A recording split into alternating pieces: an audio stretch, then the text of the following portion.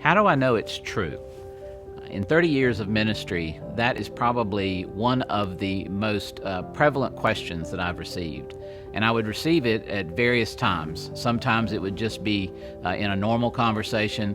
Others would be when somebody would come to me and they would be in a difficult place and really are searching and trying to decide if they're going to trust this faith that they have grown up in or maybe have just come to. And the question is, how do I know the Bible is true? Well, I think it's an important question for most Christians to ask because we assume a lot of stuff. If you've grown up in the church, I've had people who will get to a certain age and they'll say, I've never asked that question in my whole life. I just assumed it was true because my mother or my grandmother or someone told me it was true. That's what I learned.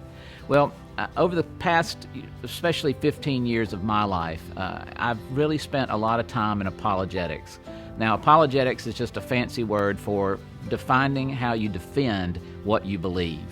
And I tell people all the time, it is so important to know what you believe, but it's also very important to know why you believe what you believe. And so through struggles and through diseases and through medical issues and relational dysfunction, and also the good things of life too, I've spent some time really thinking about why do I believe the Bible is true.